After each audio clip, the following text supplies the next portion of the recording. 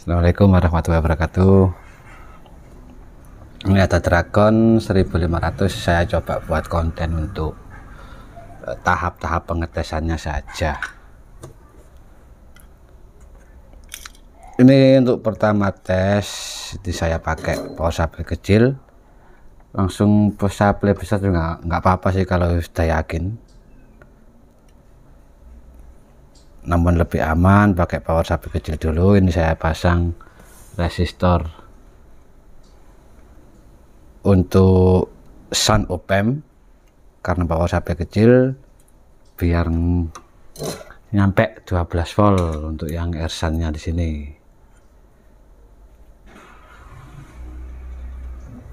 Terus kemudian karena ini biasnya internal dalam kit, untuk ersan bias ini juga saya paralel lagi, saya kecilkan biar bisa mencapai 12 volt.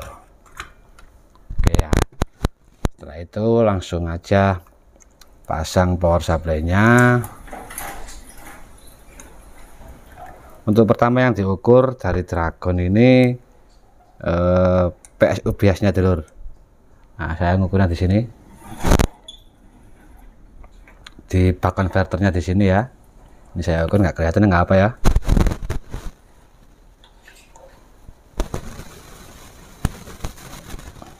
Nah, ini 9,3. Ini saya set dulu, setnya di bak konverternya juga. Ini saya set di 12,2. Nggak apalah, 12,3.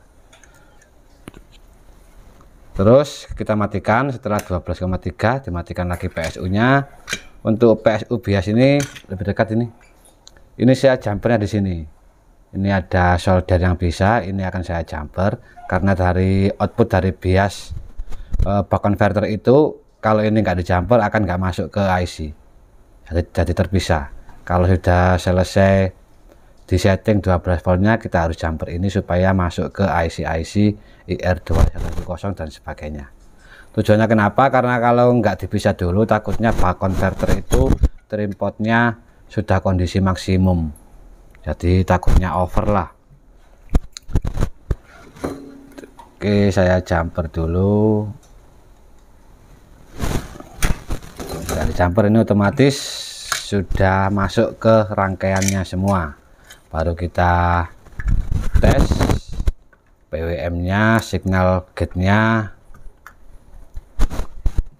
terus diukur lagi PSU biasnya apakah drop atau enggak. Oke ya, ini saya coba langsung di sini biar enggak malik, langsung signal gate nya. Ini sudah on, PWM nya langsung on, set dan headset juga sudah langsung on, sudah normal. Terus kita cek lagi PSU biasnya ini apakah drop. Nah, ini masih aman ya, masih aman 12,25. Coba kita buat start. Nah, ini sudah start. Ini input bak converternya karena power supply kecil masih 14,9 atau 15. Ini sudah oke. Tinggal penambahan resistor under voltage protection. Ini kalau power supply nya kecil kan sebenarnya nggak bisa dipakai ya, karena under voltage protection nya bekerja otomatis. Ini saya kosongi dulu. Nah, resistor under voltage di sini ini saya kosongi, nanti saya pasang. Kalau nggak dikosongi langsung dipasang, itu nggak akan bisa bekerja dulu karena under voltage nya bekerja ya, mode on, sehingga nggak akan bisa on PWM nya. Relaynya juga karena sudah normal semua, ini baru saya pasang under voltage nya di bagian bawah biar lebih praktis. Kalau misalkan ada user yang power supply nya terlalu kecil terus drop, ini bisa penggantian. Ini baru saya pasang biar under voltage nya bekerja seperti itu. yang bagian bawah di sini. Ini PCB-nya masih kotor, masih perlu pembersihan. Nanti tes awal seperti itu, nanti saya bersihkan dulu. Langsung saya tes di terakhirnya ya, tes di tegangan 90 volt DC. Oke, kita coba tes loadnya ya, pakai 90 volt DC. Tadi kan sudah cek fungsi-fungsinya pakai power supply kecil. Sekarang coba cek finalnya. Tuh, tes loadnya sebelum dimasukkan ke etalase yang siap jual.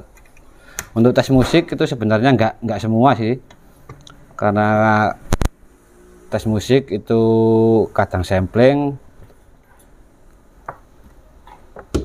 Terus kalau cek kedetailannya semuanya itu waktu trial PCB yang baru itu. Kalau sudah masa produksi massal sih, kita tinggal tes loadnya untuk akhirnya, karena memang kalau suara itu ada noise terus serak itu biasanya terlihat di sinusnya. Oke, ini sudah semua ya, sudah semua. Otomatis kita harus cek lagi di PSU biasnya saat power supply tegangan besar. Oke, ini sudah mau saya on kan ya. Nah, ini sudah on power supply-nya. PSU biasnya cocok mana kak? Kayak gitu 12,28, sedangkan input dari buck converter itu sendiri sebelum start itu 15. Coba saya buat start ya, ini belum start. Kalau sudah start nggak kelihatan, nggak jelas ini. Kalau sudah start, relenya klik, ini akan naik ke 21 volt. Terus outputnya kita cek lagi, masih tetap ya 12,27. Berarti PSU bias dari buck converternya normal. Lihat kitnya, ini input sudah masuk ya, sudah masuk. Terus cek input balance-nya yang bagian min plusnya, ini sudah masuk. Nah, tinggal tes kondisi maksimumnya, titik klipnya berapa ya.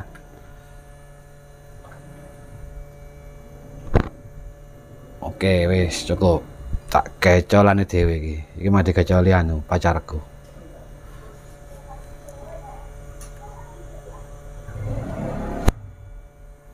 Nah, ini titik klipnya di berapa ini. Untuk tes loadnya biasanya di 48an. 46 sudah limiter bekerja, sudah rata-rata 46 mm sudah nyala. LED kuning sudah sedikit nyala. Nah, klap limiter bekerja. Ini kalau limiternya nggak difungsikan sih bisa 50 lebih ya. Ini limiternya berfungsi, jadi loadnya titik klipnya di 46,46. Oke, itu saja prosedur tes dari Dragon 1500 ini ya. Jadi kalau aman semua ya, tinggal masukkan ke etalase dan siap dijual. Oke, terima kasih dulur ya. Demikian saja untuk informasi, mungkin bisa sebagai hiburan tontonan di YouTube atau khususnya di channel saya Dragon 1500 siap diorder. Terima kasih ya, kurang lebihnya mohon maaf. Assalamualaikum warahmatullahi wabarakatuh.